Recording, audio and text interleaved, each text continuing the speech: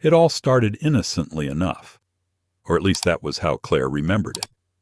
She and Matthew had been married for about a year and a half, after dating steadily for 5. They were both 31 now, and feeling comfortably settled into a routine of shared responsibilities and quiet joys. Matthew, charming and thoughtful, worked in the tech industry, thriving on logic and structure. Claire worked as a marketing manager for a large company, a position that offered her a satisfying mix of creativity, independence, and financial stability.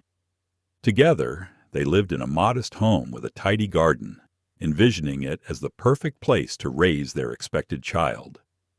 Claire was nearly 12 weeks pregnant with their first baby. They'd met years ago, back in their mid-20s, introduced at a mutual friend's housewarming party.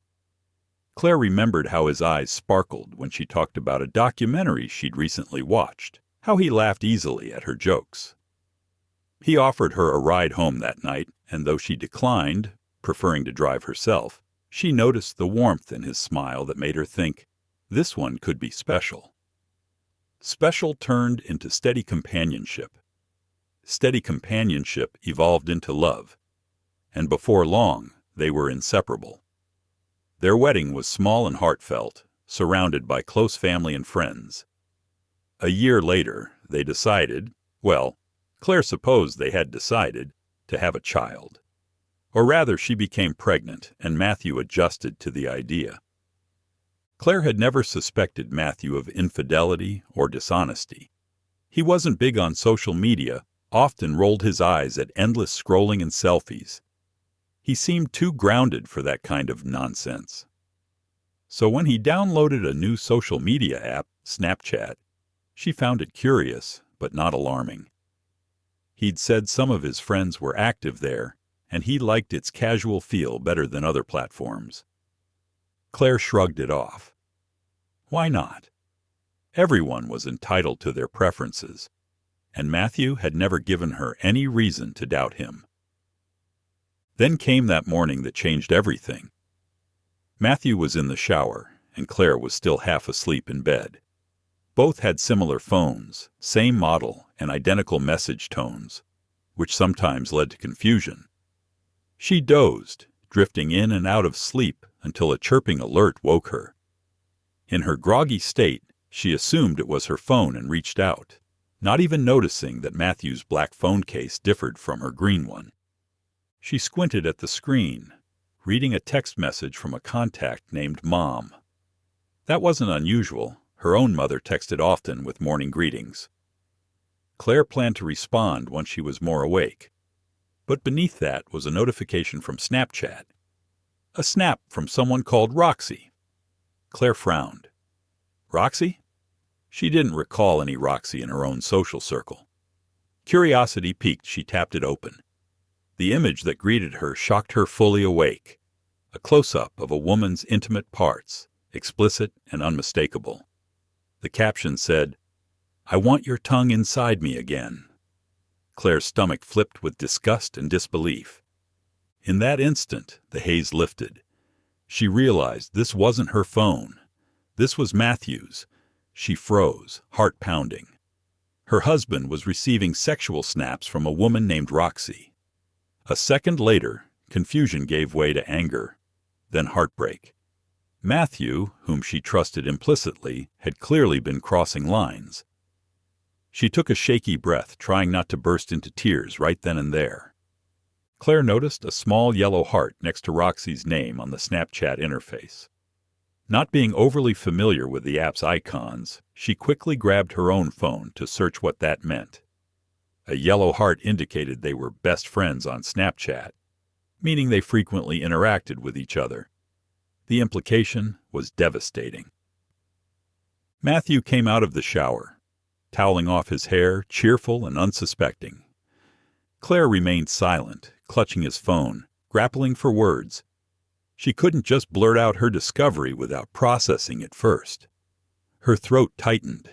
She didn't want to scream accusations and make a scene yet. She needed time, a plan, some clarity. And what about the baby? She was nearly 3 months pregnant, their first child, a life they had both been preparing for. How could Matthew do this now? She slipped the phone back onto the nightstand and mumbled something about getting ready for the day. Matthew gave her a puzzled look, maybe noticing the tension in her eyes, but said nothing. Claire dressed quietly, her mind racing. Over breakfast, she said little, while Matthew chattered about some upcoming project at work. She watched him, searching for signs of guilt or distance. He seemed normal, too normal, which added to her sense of betrayal. They both worked, but Claire had flexibility. After he left, she sat on their couch and cried silently. How should she confront him? She could wait until that evening.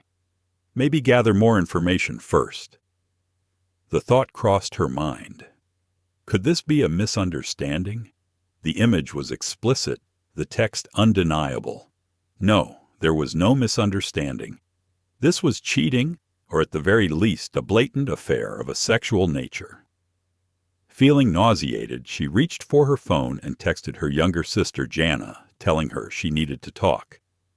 Jana lived nearby and was always her confidant. However, Jana didn't respond immediately, probably at work or busy. Claire decided she needed a different plan. She considered calling her Uncle David, who was a lawyer and specialized in family law. It was drastic, but she needed to know her legal options, given the pregnancy and the possibility of a divorce. Before doing that, though, Claire tried to calm down. Maybe Matthew would have some explanation, though what explanation could justify receiving sexual images from another woman and responding to them? By midday, Claire decided to gather information quietly. She tried to recall signs she might have missed. Matthew's recent mood shifts, that odd defensiveness when she teased about the baby's hair color. Had that been a clue? Maybe Roxy's mention of again meant it wasn't a one-time slip. They were clearly intimate. Claire clenched her fists. Her trust was eroding by the second. At around 5 p.m., Matthew texted her from work, asking if she wanted anything special for dinner. She answered curtly, "No, whatever's fine." He noticed something was off, replying with concern. She lied and said she had a mild headache. He offered to pick up her favorite soup. The kindness in his text now felt like poison. Did he feel guilty, or was this just him being normal? When he returned home, Claire mustered courage and decided to ask straight out about Snapchat. She began by mentioning how unusual it was for him to use it so actively.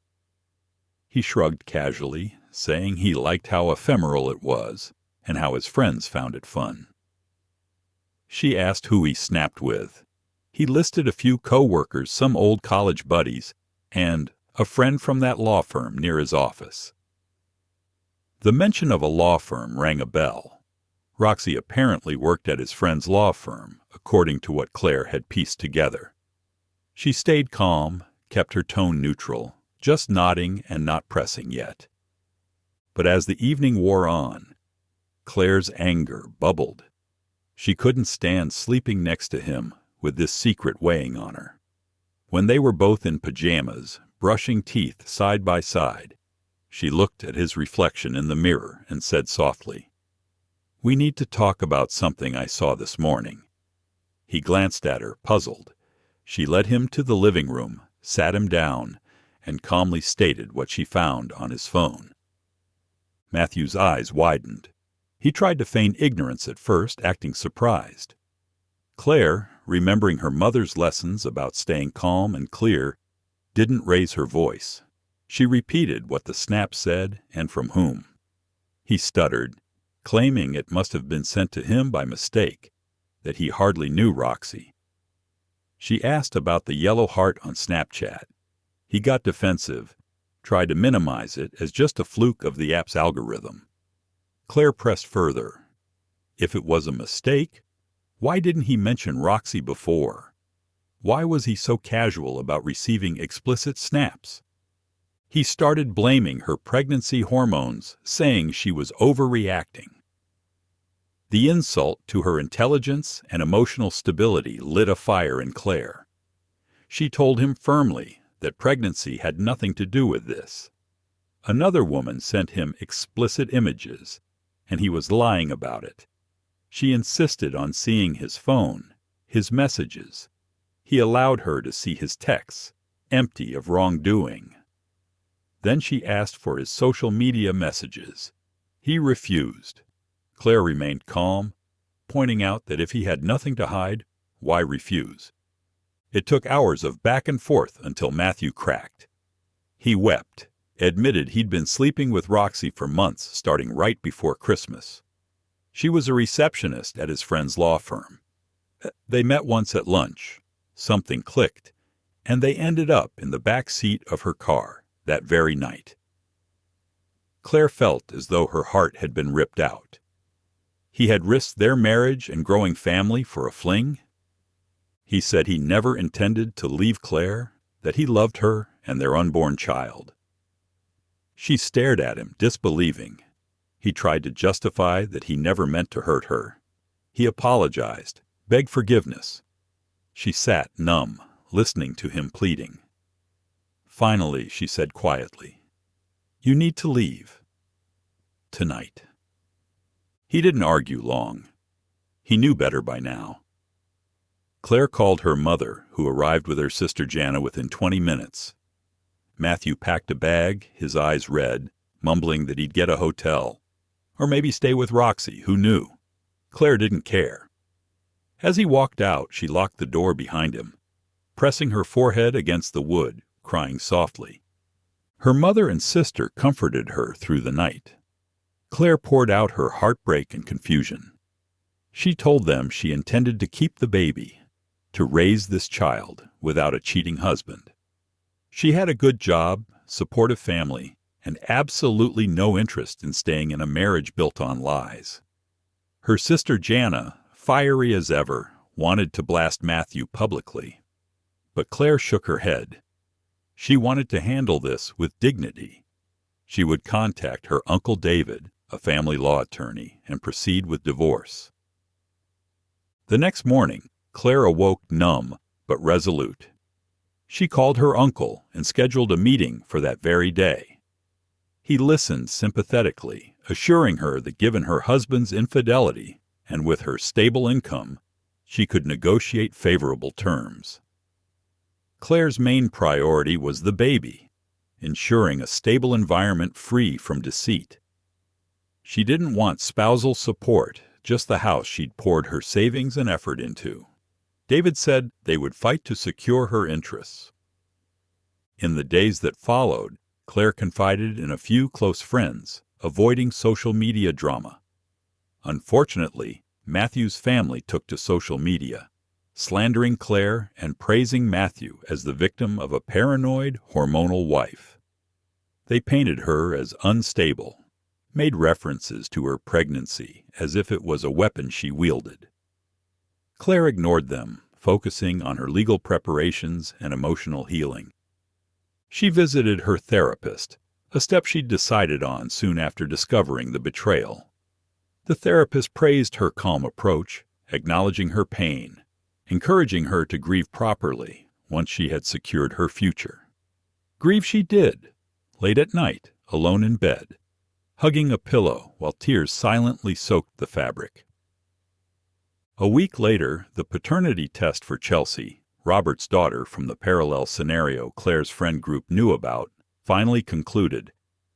This was part of the friend group drama, ironically, Claire was aware of. Claire, no direct involvement in that situation, watched from afar as her social circle debated one scandal after another. The factory workplace was rife with gossip. Claire's heartbreak, though not public knowledge like Robert's meltdown, still weighed on her. The camaraderie she once enjoyed at work felt hollow, now that everyone whispered behind her back. The day the paternity test for Robert's case, a separate known scenario, came out, Claire realized how rumors and lies can topple relationships. She recognized parallels with her own marriage. Trust, once broken, leads to chaos. She felt oddly relieved knowing her decision to divorce Matthew was correct. If she stayed, Who's to say he wouldn't cheat again or spread lies to cover his misdeeds? Matthew tried reaching out via text. He wrote long apologies, said he was overwhelmed by the sudden change from monogamy to fatherhood and needed excitement. Claire only responded once, telling him not to contact her except through their lawyers. He pleaded, claiming he'd do therapy, never speak to Roxy again, sign any agreement she wanted. Claire shook her head at her phone screen. It was too late. She forwarded his messages to her Uncle David to keep a record of his promises for the divorce negotiations. A few more weeks passed, and Claire's belly grew more pronounced. She found solace in small pleasures, an afternoon at her parents' condo, reading under the sun near their pool, feeling her baby move inside her. Her father sat with her one evening, late after everyone else slept, and gave her words of wisdom. He said, "Weak people fear strong people. Keep on terrifying the weak ones by being strong and not standing for their nonsense." He called Matthew a spineless turd who couldn't handle a strong woman. Claire laughed for the first time in days, a bitter but cathartic laugh. She decided not to lash out publicly. She wouldn't stoop to social media rants or engage in name-calling.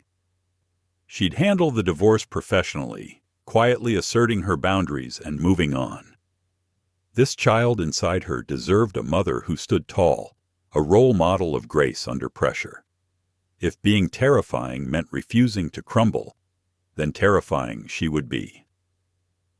She prepared herself for the legal battle ahead. She and David discussed property division, child custody once the baby was born, and the possibility that Matthew might try to resist fair terms. David was confident. Claire made good money, was stable, and could provide a safe home. Matthew's betrayal would weigh heavily against him. In quieter moments, Claire let herself mourn. She flipped through their wedding album, remembering how Matthew smiled at her with such devotion. She let herself cry, admitting that once she had thought they'd grow old together.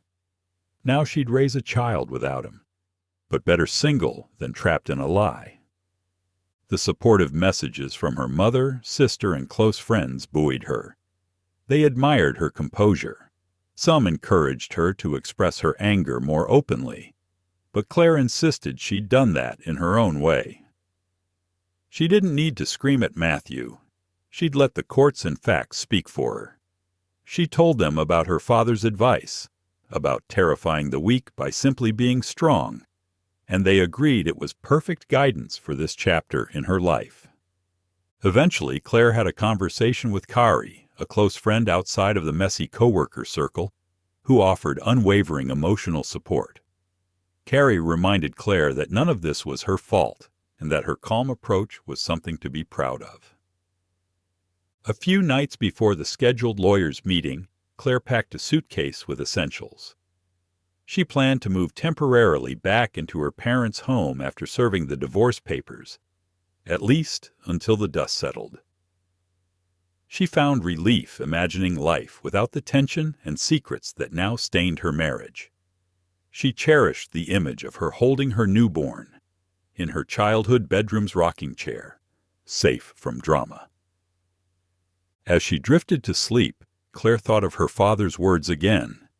Yes, she would be terrifying in her strength, not through anger or loud declarations, but through calm, decisive action. She would show Matthew, his slandering family, and anyone who doubted her that she wouldn't crumble. The next morning, Claire met her Uncle David in his office. The quiet, professional ambiance and David's reassuring tone calmed her nerves. He outlined strategies for custody and division of assets. Claire insisted on keeping the house. David said, given the circumstances, that was very likely possible. Claire nodded, relieved. Over the following days, Claire's lawyer served Matthew with divorce papers. He tried calling her repeatedly, leaving voicemails, each more frantic than the last. He swung between begging forgiveness, cursing her supposed overreaction and threatening to contest custody. Claire listened to none of it, forwarding everything to David. Let the attorneys handle it. When the paternity test results came back in the separate scenario involving their co-worker Robert, just a parallel meltdown in their friend group, Claire watched from the sidelines as truth restored order. She hoped for a similar clarity in her own life. She would soon have her own victory, her independence and dignity. She found herself daydreaming about rearranging the house once Matthew's belongings were gone, setting up a peaceful nursery that would be a fresh start for her and the baby. News of the impending divorce spread quietly. Claire's mother visited one evening, helping to rearrange a few things, and said she was proud of Claire's calm strength. Claire's father repeated his mantra, "The weak fear the strong." Claire smiled faintly, grateful for their unwavering support.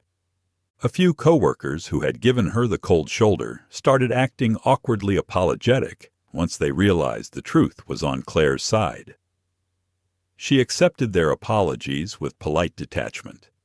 She wasn't interested in rebuilding bridges with those who so quickly doubted her. Her personal circle would be smaller, but more loyal. For Danielle, the co-worker's wife from the other meltdown, Claire had sympathy. She saw how a similar pattern of paranoia and accusations had played out in someone else's marriage. Claire learned Danielle was also considering divorce. Claire thought about reaching out to Danielle someday, maybe after her own divorce was final, to offer understanding. Two women blindsided by men who valued their insecurities over their family's peace. She decided to wait until her own life settled. The day came when Claire met Matthew in the presence of their lawyers to discuss preliminary settlement. He looked haggard, unshaven, wearing wrinkled clothes. Claire looked at him with sadness, but no regret. He tried to whisper to her that he missed her, that he'd always love her. She just looked through him and said, "We can discuss matters through our lawyers." His eyes filled with tears. She felt a pang of pity, but reminded herself of the explicit snap, the lies, the attempt to blame her pregnancy. His tears were too little, too late. They agreed on shared custody once the baby was born, with conditions. Claire's stable income meant she wouldn't request spousal support, but child support would be non-negotiable. Matthew nodded numbly. The house would remain hers as David secured that victory. Claire felt a small spark of triumph at reclaiming her space, her home where she would raise her child free from his betrayal. Afterwards, Claire drove home alone. She parked in her driveway, inhaling the crisp air. She placed a hand on her growing belly, whispering softly to the life inside, "We're going to be okay." She meant it. She'd face down heartbreak and chaos without losing her integrity. She'd refuse to be manipulated or shamed. In the coming weeks, Claire made small changes. She painted the guest room a soft pastel color for the baby's nursery, enjoying the way sunlight danced on the fresh paint. Her sister Jana helped, humming tunes and chatting about baby names. They avoided speaking Matthew's name much. Everyone knew Claire was determined to close that chapter cleanly and move on. Social media occasionally buzzed with whispers of Claire's situation. Some distant relatives who'd heard skewed versions reached out hesitantly, asking if she was okay. Claire assured them she was fine, no details needed. She realized that maintaining dignity meant not airing dirty laundry. Let Matthew and his family stew in their narrative. She had the truth and the legal backing to secure her future. One quiet evening, her father visited again. They sat in the living room, sipping tea. He asked gently how she felt. Claire admitted she was sad sometimes, that she mourned what could have been. She had genuinely loved Matthew and believed in a future where they raised a family together, grew old hand in hand. now that future was replaced by a solitary image, just her and the baby. Her father nodded. "Feeling sad is part of being strong," he said. "It means you care, that you had something worth fighting for. But you didn't stand for his nonsense, and you never will." Claire smiled, tears brimming. She remembered a time, years ago, when she was uncertain about having children at all. Now she was determined to give her child a loving, stable home, even if it meant doing it alone. Strength took many forms: quiet composure, strategic planning, the simple act of getting out of bed each morning despite heartbreak. By the time Claire's due date approached, the divorce proceedings were well underway. Her Uncle David was confident things would finalize soon after the baby's birth. Matthew tried once more to write her a long letter, apologizing, offering to go to therapy together, claiming Roxy was a mistake he regretted.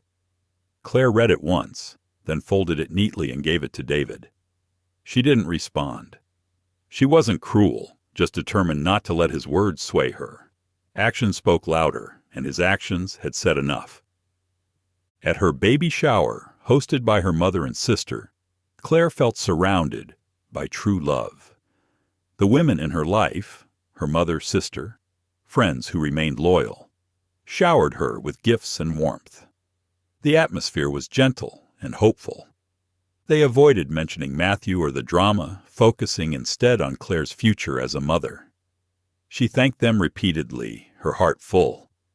She might be a single mother, but she would not be alone. Her therapist applauded her progress in their last session before the baby's arrival.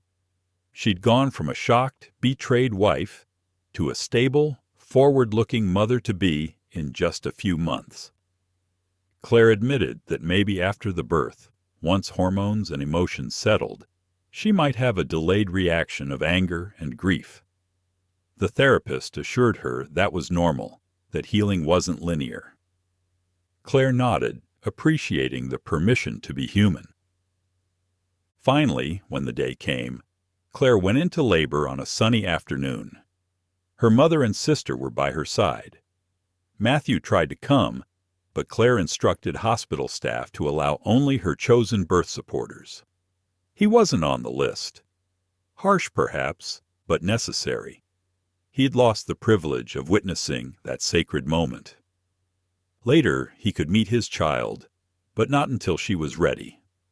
As Claire held her newborn daughter, tears streamed down her face. The baby's tiny fists, her soft cry, reminded Claire of life's resilience. She whispered, "We'll be just fine, little one. We don't need liars or cheats. We are enough." The baby's eyes blinked up at her as if agreeing. Claire smiled through her tears, feeling a weight lift. She had survived betrayal, navigated a dangerous emotional minefield, and emerged stronger. In the weeks following the birth, Claire finalized the divorce. Matthew signed the documents, pale-faced and regretful. They reached a suitable custody arrangement. Claire would stand firm on her boundaries. No more lies, no more manipulation. She didn't trust him, but the courts ensured the baby's safety. She refused to be frightened by weak people who feared her strength. On social media, a few distant acquaintances commented on how gracefully Claire handled everything. She ignored backhanded compliments and focused on building a peaceful life with her daughter. She set up a small corner in the living room for tummy time, her mind drifting from betrayal to lullabies and bedtime stories. Months later, Claire took a walk in the park, her daughter sleeping soundly in a stroller. She inhaled the crisp air, remembering her father's words about terrorizing the weak by being strong. It felt less like terrorizing and more like simply existing as her full, powerful self. She had refused to shrink under the weight of heartbreak. She had let her quiet fortitude speak for her. Through it all, she had discovered her own resilience. In that moment, Claire realized that while she had lost a husband, she'd gained something invaluable: unwavering confidence in her ability to handle adversity. She had chosen self-respect and truth over comfort and denial. The red and gold leaves rustled above her, as if applauding her decision. With one hand on the stroller, the other gently touching her daughter's tiny fingers, Claire smiled at the future ahead. She might still have moments of sadness, memories of what-ifs, but she knew she would handle them with dignity. She was, after all, terrifyingly strong, a woman who refused to stand for nonsense, who carried on for the sake of herself and her child. And that, she realized, was more than enough.